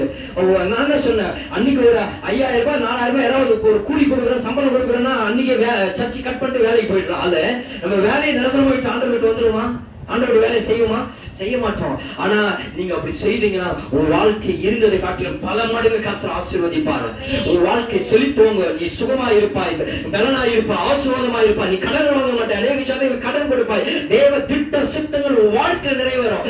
நீங்க சரித்திரம் படைத்தவர்களாய் இந்த உலகம், தேசம், கிராமங்கள், மக்கள் உன்னை பேசுகிற அளவுக்கு கர்த்தர் உன் பேரை புகழ்ச்சியாய் நிறுத்துவார். ஆமென். ஹல்லேலூயா. அப்புறம் இந்த காலையில உங்களை பார்த்து சொல்கிற காரியம், எது செய்தாலும் ஆண்டவர்கிட்ட நீங்கள் கேட்க வேண்டியது, ஆண்டவரே இது தேவ சித்தமா, தேவ திட்டமா? இந்த தேவனிடத்தில் நீங்கள் கேட்கும் பொழுது உங்கள் வாழ்க்கையில் கர்த்தர் நிச்சயமாய் பதில் கொடுப்பார். ஆமென். ஹல்லேலூயா. என்ன பவுல் கேட்கிறாரு, ஆண்டவரே நான் என்ன செய்ய சித்தமா இருக்கிறேன் என்றால், பவுல் கேட்டான், ஆண்டவரே நான் என்ன செய்ய சித்தமா இருக்கிறேன் என்று கேட்டான். அதற்கு கர்த்தர் ஆண்டவர் பதில் பேசுகிறார். ஆமென். ஹல்லேலூயா. நீ கேட்ட நான் ஜெபம்னா உன் உள்ளத்தோடு ஆண்டவர்கிட்ட கேட்கும் பொழுது உண்மையா நீ கர்த்தரை கேட்பீர்கள் என்றால், ஏதோ கடமைக்காக இல்ல, உண்மையா ஆண்டவரை சில நேரத்துல நம்ம ஜெபம் பண்ணுவோம், ஒருவேளை ஆண்டவர்கிட்ட கேட்டு பார்ப்போம். ஆண்டவர் சொன்னார்னா அதை செய்ய மாட்டோம். கரெக்டா? 2 காரியம் இப்போ சொல்றேன், சொல்லக்கூடாது சொல்றேன். சீட்டியோ மடியில் போடப்படும், காரிய சித்தியோ கத்தலால் வரும். அந்த வசனத்தை எடுத்து சொல்றேன். ஒரு ஆண்டவர்கிட்ட ஒரு வெள்ளைப்பூ, ஒரு 2 சிவப்பு பூ 2 ஒரு பேப்பர்ல எடுத்து கொஞ்சம் போட்டுட்டு இதில் எடுக்கிறீங்க. வெள்ளைப்பூ வந்தா வெற்றின்னு எடுத்துக்கணும், இது செய்யணும். சிவப்பு வந்தா இது செய்யக்கூடாதுன்னு சொல்றீங்க. இப்போ ஆண்டவர்கிட்ட நம்ம என்ன சொன்னோம், அது செஞ்சுதான் ஆகணும், அது பண்ணிதான் ஆகணும். ஆல்ரெடி மனசுல முடிவு பண்ணிட்டீங்க, இந்த ஆளுதான் என் பெண்ணுக்கு கல்யாணம் பண்ணணும், இல்ல என் பையனுக்கு நம்ம பொண்ணதான் கல்யாணம் பண்ணணும், இந்த வேலை ஏதோ ஒரு காரியத்துக்காக நீங்க ஜெபம் பண்றீங்க, முடிவு பண்ணிட்டீங்க. ஆனா ஆண்டவர்கிட்ட போய் கேட்கலான்னு போய் கேட்பீங்க. ஜெபம் பண்ணிட்டு கேட்கும் போது ஆண்டவர் என்ன சொல்றாருன்னா, எல்லாமே முடிவு பண்ணிட்டீங்க, சிவப்பு பூ வருது. என்ன பூ வருது? சிவப்பு. அது செய்யாதுன்னு வருதுன்னு வச்சுக்கோ. என்ன பண்ணுவோம்? செய்ய மாட்டோமா? செய்வோம். ஆல்ரெடி நம்ம எல்லாமே தீர்மானித்துட்டோம். ஆனா போயிட்டு என்ன பண்ணோம், ஒன்னு செக் பண்ணி தான் பாத்துருவோமே சொல்லிட்டு கேட்போம். அப்ப வெள்ளப்பு வந்துச்சு, அப்பா ஆண்டவருக்கு பிரிய சோத்திரம், ஹல்லேலூயா, நன்றி ஆண்டவரே, சோத்திரம் சோத்திரம்னு ஒரு சந்தோஷமா. அது வராம சிவப்பு வந்துச்சுன்னா சரி பாத்துக்கலாம், விடு, நடக்குது அப்படியே நடத்துவோம். ஆமென். ஹல்லேலூயா. இது மாதிரி ஒரு எண்ணத்தோட நீ ஆண்டவருக்கு போனா ஆண்டவர் உங்களுக்கு பேச மாட்டாரு. நான் சொல்றது புரியுதா? ஆண்டவரே எனக்கு ஓகே, எனக்கு பிடிச்சிருக்கு, ஆனால் உனக்கு பிடிக்கிற சித்தம் இல்லைன்னா நான் அப்பே கைவிட்டுன்ற ஒரு எண்ணத்தோடு நீ ஆண்டவர் சமூகத்தை போய் ஜெபம் பண்ணா ஆண்டவர் அப்ப கர்த்தர் ஆண்டவர் உன்னோடு கூட பேசுவார். அவர் பேசுகிற தெய்வம், அவர் பதில் கொடுக்கிற தேவனாய் இருக்கிறார். அப்போ நீ ஆண்டவர் கிட்ட போகும் பொழுது, ஆண்டவரே எனக்கு பிடித்திருந்த பிடித்திருந்தாலும் பிடிக்காவிட்டாலும் நீங்க சொல்லுகிறதை நான் கேட்கிறேன் என்ற ஒரு எண்ணத்தோடு நீங்கள் ஆண்டவர் சமூகத்தில் போய் ஜெபிக்கும் பொழுது அப்பொழுது கர்த்தர் சொல்லுவார், சவுலுக்கு சொன்னது போல, ஆண்டவரே நான் என்ன செய்ய சித்தமாய் இருக்கிறேன் என்றார். அதற்கு கர்த்தர், நீ எழுந்து பட்டணத்திற்குள்ளே போ, நீ செய்ய வேண்டியது அங்கு நான் உனக்கு சொல்லுவேன் என்று கர்த்தர் சொன்னார். ஒரு ஆமென், ஹல்லேலூயா. அவர் பேசுகிற தேவன். ஒரு கையை தட்டி ஆண்டவர் நன்றி சொல்லாமா? அவர் பேசுகிற தேவன். அவர் மௌனமா உண்மையான கடவுள் அல்ல. அவர் நீ கேட்கிறதுக்கு பதில் கொடுக்காத தேவன் அல்ல. நீ கேட்கிற கேள்விகளுக்கு பதில் கொடுப்பார். உன் வாழ்க்கையில் இருக்கிற எடுக்க போகிற தீர்மானங்கள் ஆண்டவருக்கு சித்தமானதா என்று கர்த்தர்கிட்ட நீங்கள் கேட்கும் போது அவர் பதில் கொடுப்பார். 3 காரியங்கள் நான் விரைவா சொல்லி ஜெபம் பண்ணி முடிக்கிறேன். 5 நிமிஷத்துல முடிச்சிருவோம். நம்பர் 1, முதல்ல ஆண்டவர் சித்தத்தை நம்ம கேட்டு அறிந்து கொள்ளணும். ஒரு ஆமென், ஹல்லேலூயா. இன்னைக்கு உங்க ஜெபத்தை மாத்துங்க, உங்க ஜெப ஸ்டைல மாத்துங்க. எது கேட்டீங்கன்னாலும் ஆண்டவருக்கு சித்தமானு கேளுங்க. ஆண்டவரே உன் சித்தம் என்ன?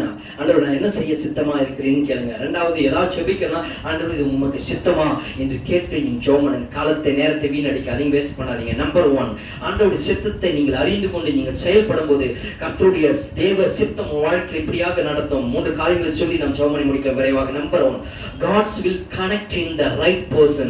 God's will connect in the right person. தேவ சித்தம் சரியான நபருடன் உங்களை இணைக்கும். ஆமென், ஹல்லேலூயா. நான் சொல்றது புரியுதா? தேவ சித்தம் சரியான நபருடன் உங்களை இணைக்கும். யாத்திராகமம் 2வது அதிகாரம் 1 to 10 வரைக்கும் படிச்சா உங்களுக்கு புரியும். எகிப்து ராஜா என்ன பண்ணாருன்னா, அங்க இருக்கிற எல்லா ஆண் பிள்ளைகளையும் சாகடிக்க சொல்லிட்டாரு. எபிரேயருடைய பிள்ளைகள், ஆண்டவருடைய பிள்ளைகள் யாராவது இருக்கிறாங்களோ ஆம்பளை பிள்ளைங்களெல்லாம் என்ன பண்ணாருன்னா சாகடிச்சணும், ஆண் பிள்ளை வாரிசு சந்ததியே வரக்கூடாதுன்னு சொல்லிட்டு ராஜா அவர் திட்டம் போட்டுறாரு. போட்ட உடனே அப்போ ஒரு அழகான ஒரு குழந்தை மோசே, அவர் தான் மோசே, அழகான குழந்தை பிறக்கிறாரு. அவரே கொன்று போட சொல்லி நர்சுகளுக்கெல்லாம் சொல்றான், நீங்க பிரசவம் பார்க்கும்போது குழந்தைங்களெல்லாம் சாகடிச்சுங்கன்றான். ஆனா நர்சன் ஆண்டவருக்கு பயந்து என்ன பண்ணாங்க, நாங்க போவதற்குள்ளாக அவங்களே குழந்தை பெத்துக்கிறாங்கன்னு சொன்னா போய் சொல்லிட்டு குழந்தைங்களெல்லாம் காப்பாத்தி விட்டாங்க. அப்படி இருக்கும்போதும் குழந்தைங்கெல்லாம் பிறந்திருக்கிறேன்னு கூப்பிட்டு கேட்கிறாரு ராஜா, நர்ஸு நான் எல்லாம் குழந்தைங்க சாகடிக்க சொன்னா எல்லாரும் உயிரோடு விட்டுருக்கீங்க, நீங்க பண்றது என்னன்னு கேட்கும்போது அவங்க ராஜாவுக்கு பயந்து என்ன சொல்றாங்க, இல்ல ஆண்டவரே அவங்க பலசாலிகளா இருக்கிறாங்க, நாங்க பிரசவம் பார்க்கற போறதுக்குள்ளேயே அவங்க குழந்தை பிறந்துருது, நாங்க போய் எப்படி சாகடிக்க முடியும் அப்படின்ட்டு அவங்க கேள்வி கேட்ட உடனே இவரோட திட்டத்தை தீர்மானத்தை ஏற்றுறாரு. என்னன்னா ஆண் பிள்ளைகள் எல்லாருமே ஒரு 3 வயசு 4 வயசு இருக்கிற ஆண் பிள்ளைங்க எல்லாருமே கொன்று போடுங்கன்னு சொன்ன உடனே எல்லாரும் கொன்று போடுறாங்க. இப்போ ஒரு தாய் என்ன பண்றா, என் குழந்தை சாக கூடாதுன்னு அழகான குழந்தை பயந்து என்ன பண்ணா, ஒரு நாணல் பெட்டியை உருவாக்கி அந்த நாணல் பெட்டிக்குள்ள அந்த குழந்தையை படுக்க வச்சு அந்த நதி ஓரத்துல கடல்ல விட்டுறா.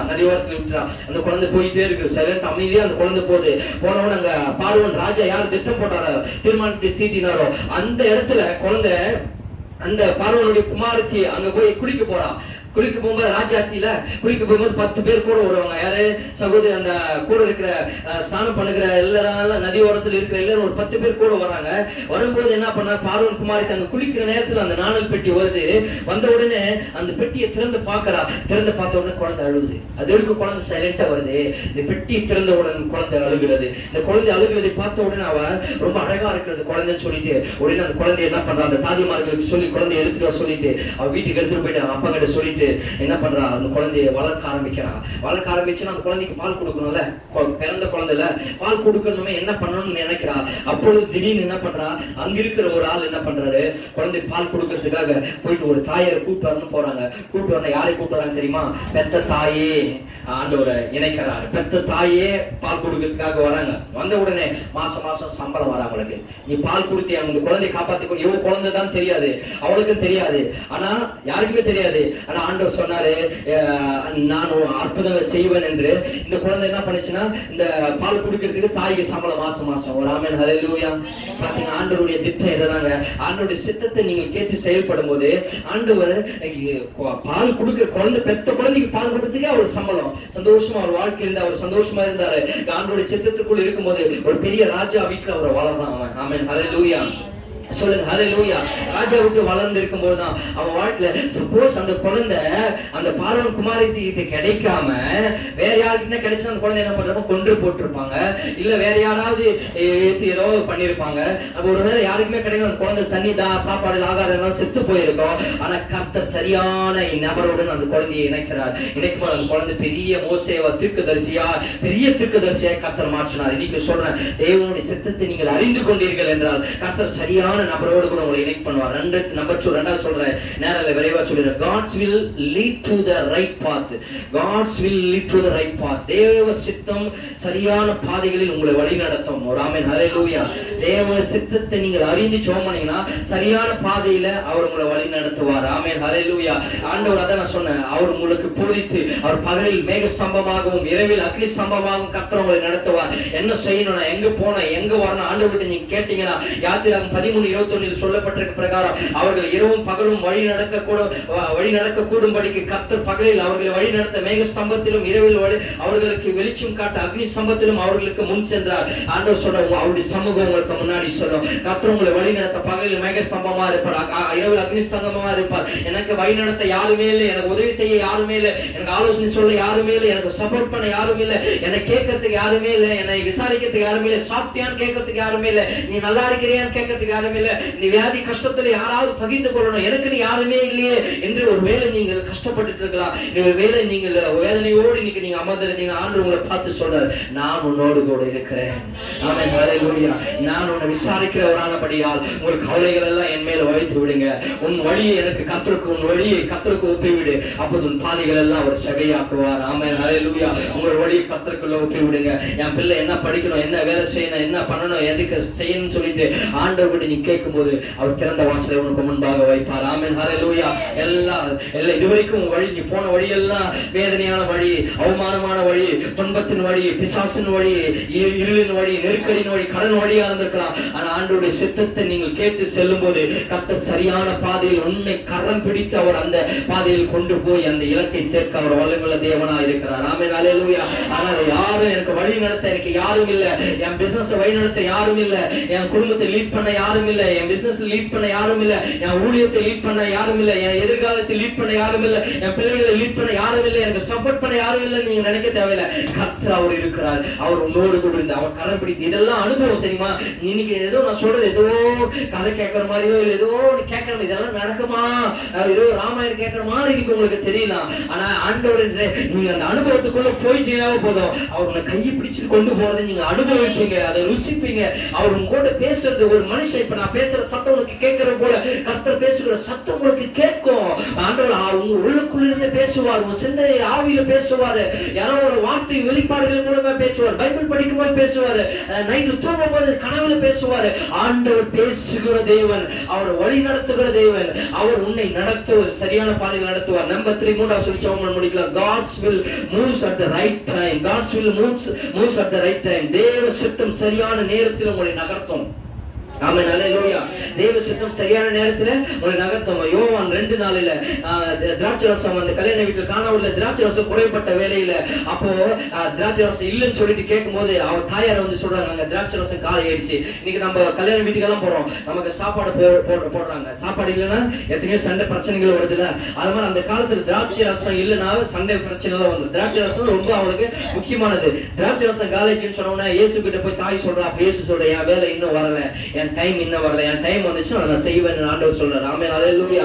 அப்போ அப்போஸ்தலர் பவுலுக்கு ஆண்டவர் தான் சொன்னாரு. எத்தனையோ வருஷம் அவர் என்ன பண்ணாங்க, சவுலா இருந்த பவுல் ஊழியர்கள் எல்லாம் துன்பப்படுத்தி சபைகள் எல்லாம் இடித்து ஒரு சின்னமிடம் ஆகிட்டு இருந்தான். ஆனா ஆண்டவர் அது வரைக்கும் சைலண்டா தான் இருந்தாரு. ஆமென், ஹல்லேலூயா. கர்த்தருடைய சித்தம் நிறைவேறாம உடைத்து சுக்குநூறாக்கி கொண்டிருந்தான், சித்தத்துக்கு தடையாக இருந்தான். கர்த்தர் சந்திக்கிற வரைக்கும் அவன் எத்தனையோ பிரச்சனைகள், கிறிஸ்தவர்களுக்கு விரோதமாய் எத்தனையோ பிரச்சனைகள் வந்தது. ஆனா அது வரைக்கும் ஆண்டவர் சும்மாதான். நிறைய பேர் கேட்டிருப்பாங்க, ஏன் ஆண்டவர் கேட்டிருக்கலாமே, ஏன் எவ்வளவு சபைகளை துன்பப்படுத்துறானா, எவ்வளவு கிறிஸ்தவர்களை கொலை பண்ணிட்டு இருக்கிறானே, ஆண்டவர் இறங்கி வரலாம, ஆண்டவர் கேட்கலாம். நிறைய நேரத்துல ஆண்டவர் நானும் கேட்கறது உண்டு. இந்த நார்த் இந்தியாவிலாம் பாத்தீங்கன்னா எத்தனையோ ஊழியக்காரர்களை கொலை பண்ணி போடுறாங்க, ஊழியக்காரர்களை துன்பப்படுத்துறாங்க, சபைகளை துன்பப்படுத்தி ரொம்ப நம்ம தேசத்தை விட அங்க பல மடங்கு, நம்ம நாட்டை விட பல மடங்கு அங்க கிறிஸ்தவர்களை துன்பப்படுத்துறாங்க. அது மாதிரி துன்பம் ஒரு நாள் இன்னைக்கு நம்ம சபைக்கு வர மாட்டோம். நீங்க சபைக்கு வாங்க வாங்கன்னு உங்களை கூப்பிட்டாலும் நீங்க வார்த்தைக்கு யோசிக்கிறீங்க. அங்க வந்து சபைக்கு போனவங்க உயிரை கையில் பிடிச்சிட்டு போனோம், அவங்க தெரிஞ்சுன்னா கொண்டு போட்டுருவானுங்க. எத்தனையோ பேர் கொண்டு போட்டாங்க. அந்த மணிப்பூர் எல்லாம் கேள்விப்பட்டிருப்பீங்க. எவ்வளவு பேர் ஆயிரக்கணக்கான பேர் கொண்டு போட்டாங்க. ஆனாலும் அவர்கள் இயேசு மறுதளிக்கல. இன்னைக்கு நம்ம அப்படி இருந்தா நம்ம இயேசு மறுதளிக்காம வருமா? இன்னைக்கு சூழ்நிலைகள் சாதகமா இருந்தா நம்ம வரத்துக்கு யோசிக்கிறோம், ஏதோ ஒண்ணு சொல்றோம். அப்படிப்பட்ட சூழ்நிலைகள் நான் ஆண்டவர் கேட்பேன், ஏன் ஆண்டவரே நீங்க சந்திக்க கூடாதா, நீங்க மனம் இறங்க கூடாதா, அவங்களெல்லாம் அழிக்க கூடாதா, இல்ல அந்த பிள்ளைகளை பாதுகாக்க கூடாதுன்னு கேட்பேன். ஆனா ஆண்டவர் அதான் சொல்றாரு. பவுல் இந்த மாதிரி எவ்வளவு காரியங்களை செஞ்சுட்டு இருந்தான். அந்த டைம் வர வரைக்கும் ஆண்டவர் சைலண்டா இருந்தாரு. ஒரு டைம் ரைட் டைம் வர வரைக்கும் ஆண்டவர் சும்மா தான் இருக்கிறாரு. எவ்வளவு துன்பப்படுத்தினாலும் சபைகளை எவ்வளவு துன்பப்படுத்தினா அவ்வளவு துன்பப்படுத்திட்டு இருந்தான். இது ஒரு இயல்பாக அவனுக்கு மாறிவிட்டது. ஒரு முடிவு இல்லாம ஒரு பயத்தோடு ஜனங்கள் எல்லாம் ஊழியம் பண்ணிட்டு இருந்தாங்க. சபைக்கு ஜனங்கள் எல்லாம் பயத்தோடு போயிட்டு இருந்தாங்க. ஒரு நாள் கர்த்தர் சந்திக்கும் போதுதான் அவன் கர்த்தருக்கு விரோதமா இருந்ததெல்லாம் அவன் தூக்கி போட்டுட்டு, ஆண்டவரே நான் என்ன செய்ய சித்தமா இருக்குன்னு சட்டாங்கமா விழுந்துட்டான் கீழே. அது வரைக்கும் துணிகரமா ஆண்டவர் விரோதமா செஞ்சான். ஆண்டவர் வந்து சந்தித்த உடனே வானத்துல இருந்து ஆண்டவர் பேசுறாரு. சவுளே சவுளே என்று ஆண்டவர் பேசுற உடனே ஆண்டவர் கால விழுந்துட்டான். விழுந்துட்ட உடனே கண் பார்வை போயிடுச்சு அவனுக்கு. இதெல்லாம் நடந்துட்ட உடனே அப்பதான் கர்த்தருடைய சித்தத்தை கேட்டவன் கர்த்தருடைய சித்தத்தை நிறைவேற்றான். திரும்ப அவனுக்கு கண் பார்வை வந்தது. காட் வில் ஃபுல்ஃபில், தேவனுடைய சித்தம் நிறைவேறியது. இன்னைக்கு நான் சொல்றேன், உனக்கு விரோதமாய் உன் குடும்பத்திற்கு விரோதமாய், நான் முடிக்கிறேன், கவனிங்க, நல்லா கவனிக்கிறேன், கவனிச்சுங்க, உட்காருங்க. உனக்கு விரோதமாய், உன் குடும்பத்திற்கு விரோதமாய், உன் பிள்ளைகளுக்கு விரோதமாய், உன் வேலை உனக்கு விரோதமாய், உன் வாழ்க்கையில் விரோதமாய், உன் எதிர்காலத்திற்கு விரோதமாய், இல்ல உன் திட்டத்திற்கு தேவ சித்தத்திற்கு விரோதமாய், உன் ஊழியத்திற்கு விரோதமாய் யார் இன்னைக்கு எழும்புகிறார்களோ, உன்னை யார் அழிக்க வேண்டும் என்று நினைக்கிறார்களோ, உன்னை யார் துன்பப்படுத்த வேண்டும் என்று நினைக்கிறார்களோ, யார் உன்னை ஓரம் கட்ட வேண்டும் என்று நினைக்கிறார்களோ, யார் நீ இல்லாமல் போகணும் என்று நினைக்கிறார்களோ, நீ சரிக்கு விழ வேண்டும் யார் நினைக்கிறார்களோ, நீ சத்தம் நல்லா இருக்கும் என்று யார் நினைக்கிறாங்களோ, உன் மேல் யார் பொறாமை கொண்டு உன்னை அழிக்க வேண்டும், உன் வாழ்க்கை இல்லாம போக வேண்டும் என்று உன்னை எப்படியாவது செயலிழக்க செய்ய வேண்டும் என்று உனக்கு பில்லிய சூனியத்தினாலோ இல்ல செய்வினையினாலோ இல்ல ஏவலினாலோ இல்ல உனக்கு விரோதமா என்ன காரியங்கள் செய்து உன்னை இல்லாம போன உனக்காக ஒரு கூட்டம் உன்னை அழிக்கும்படியாய் திரிந்து கொண்டிருக்கிறார்களோ, கர்த்தர் இன்னைக்கு ஒரு ரேமா வார்த்தையை அவங்களை பார்த்து சொல்ற, ஆண்டவர் உங்களோடு பேசுகிற வார்த்தை என்ன தெரியுமா? அந்த நபர் மூலமாகவே கர்த்தர் வாழ்க்கையை உயர்த்துவார். அவர்கள் செய்கிற சதி திட்டங்கள் அவர்களுக்கே போய் முடியும். அவர்கள் தோண்டின உனக்கு வெட்டின ஒரு பள்ளத்தில் அவர்களே விழுந்து போவார்கள். உன்னை அழிக்க நினைத்த அழிவின் பாதையில் அவர்களை கர்த்தர் கொண்டு போவார். அவனை கொண்டு கர்த்தர் உன்னை உயர்த்துவார். ரெண்டு காரியங்கள் நடக்கும். ஒண்ணு, அவன் கர்த்தர் பின்னாடி வந்தானா அவனை கொண்டு கர்த்தர் உன்னை உயர்த்துவார். இல்ல அவன் கர்த்தரை இன்னும் உதாசீனப்படுத்தி தூரமா போனதால பாவ பிச்சில் அவன் விழுந்து கொண்டிருந்தால் அவன் வாழ்க்கை மோசமா இருக்கும். நரகத்தை நோக்கி அவன் ஓடுவான். ஆமென், ஹல்லேலூயா. இன்னைக்கு நான் சொல்றேன், சவுல் தான் இயேசுவை துன்பப்படுத்தினா, இயேசு ஊழியர்களெல்லாம் துன்பப்படுத்தினா. இன்னைக்கு இயேசுக்கு ஊழி செய்யற உண்மையான ஊழியக்காரர் யாருன்னா சவுல் தான். ஹல்லேலூயா. இயேசுவுக்கு வேலை செய்யறவன் யாருன்னா சவுல் தான். அது வரைக்கும் ராஜா மாதிரி நல்ல கம்பீரமா இன் பண்ணிட்டு நல்ல ராஜா கவர்மெண்ட் ஆபீஸ்ல மாதிரி வந்து எல்லாரும் துன்பப்படுத்திட்டான்னா, ஆனா இயேசு சந்தித்த பிறகு ஒரு நேரம் வந்த பிறகு கர்த்தர் என்ன பண்ண தெரியுமா? அவனை தூக்கி தட்டின உடனே அவன் தான் இயேசுக்கு வேலைக்காரனா மாறிவிட்டான். இன்னைக்கு நான் இந்த வார்த்தையை சொல்லி நான் முடிக்கிறேன். உனக்கு யாரெல்லாம் உனக்கு விரோதமா எழும்புறாங்களோ அவங்க எல்லாம் உனக்கு வேலைக்காரனாய் கர்த்தர் மாற்றுவார். நான் ஏதோ சொல்லல, இதெல்லாம் நடக்குமா இல்ல, இதெல்லாம் மேஜிக்கெல்லாம் இல்ல. உன்னை யார் இகழ்வாய் பேசினானோ, உன்னை யார் அழிக்க நினைச்சானோ, அவன் எவ்வளவு பெரிய கொம்பனா இருந்தாலும் கர்த்தர் உனக்கு பணிவிடைக்காரனாய் வேலைக்காரனாய் கர்த்தர் மாற்றுவார். அவனுக்கு முன்னாடி உன் தலையை உயர்த்துவார். அவனுக்கு முன்னாடி உன் குடும்பத்தை உயர்த்துவார். அவனுக்கு முன்னாடி உன் பிள்ளைகளை உயர்த்துவார். அவனுக்கு முன்னாடி உன்னுடைய குடும்பம் உயர்த்தப்படும். அவனுக்கு முன்னாடி உன்னுடைய எல்லா சூழ்நிலைகள் கர்த்தர் உயர்த்தி அழக பார்ப்பார். என்ன சொல்ல, அவனுக்கு முன்னாடி நீ வெட்கப்பட்டு தலை குனிந்து நாணப்பட்டு இருந்த பத்தியா அதே இடத்துல அவனுக்கு முன்னாடி உன் தலையை உயர்த்தி அழக பார்ப்பார். எங்க வெட்கப்பட்டு தலை குனிந்தியோ அதே இடத்துல உன் தலையை உயர்த்தி அழக பார்ப்பார். தொங்கின உன் தலை திரும்ப உயர்த்தப்படும். திரும்ப கர்த்தர் உன்னை அதே ஸ்தானத்திற்கு கர்த்தர் கொண்டு போவார். காரியம் மாறுதலாய் நடக்கும். கர்த்தர் உன்னை உயர்த்துவார், அழக பார்ப்பார், மேன்மைப்படுத்துவார், மகிமைப்படுத்துவார், உயர்வான ஸ்தானங்களில் உன்னை கொண்டு போவார். நீயோ கடன் வாங்க மாட்டே, அநேக ஜாதிகளுக்கு கடன் கொடுப்பாய். இன்னைக்கு இகழ்வாய் நீ இருக்கிற உன்னை, தியானமாய் பேசுகிற உன்னை, உன்னை தலைக்குறவாய் பேசுகிற உன்னை, அவமானப்படுத்துகிற உன்னை, இன்னும் அசிங்கப்படுத்துகிற சொல்லாத வார்த்தைகள் பேசுகிற உன்னை, இன்னைக்கு கிறிஸ்துவுக்கு போறேன் என்று இயேசுவை தேடுகிறேன் என்று உன்னை இன்னும் ஏளனப்படுத்துகிற உன்னை கர்த்தர் உயர்த்துகிற நாட்கள் மிக சமீபமாய் இருக்கிறது. தேவன் உன்னை உயர்த்துகிற நாட்கள் சமீபமா இருக்கிறது. நீ சர்ச்சைக்கு போற இயேசுவை தேடணும்னு வேற கெட்ட வார்த்தையை சொல்லி, தவறான வார்த்தையை சொல்லி ஒரு விபச்சார பட்டத்தையும் உனக்கு கொடுத்திருக்கிறார்கள். ஆனா கர்த்தர் சொல்றார், அவனுக்கு முன்னாடி கர்த்தர் உன்னை உயர்த்துவார். என் தேவன் உயிருள்ள தேவன், அவர் அக்கினியாய் எழும்புவார். அவர் உயிருள்ள தேவன், அவர் எழுந்து நியாயம் தீர்ப்பார். அவர் எழுந்து வரும்போது உன் வாழ்க்கை சீர்படும், சிறப்படும். கர்த்தர் உன்னை எதிர்பார்ப்பாரு. தேவ சித்தத்திற்கு நீங்கள் காத்திருங்க. எல்லாரும் எழுந்து நிற்கலாம். தேவ சித்தத்திற்கு நீங்கள் காத்திருக்கும் பொழுது தேவ சித்தம் உங்கள் வாழ்க்கையில நிறைவேறும். தேவ திட்டங்கள் உங்கள் வாழ்க்கையில் நிறைவேறும். கர்த்தர் உங்களை வழி நடத்துவார். ஆமென். அல்லேலூயா. எல்லாரும் கண்களை மூடி எல்லாரும்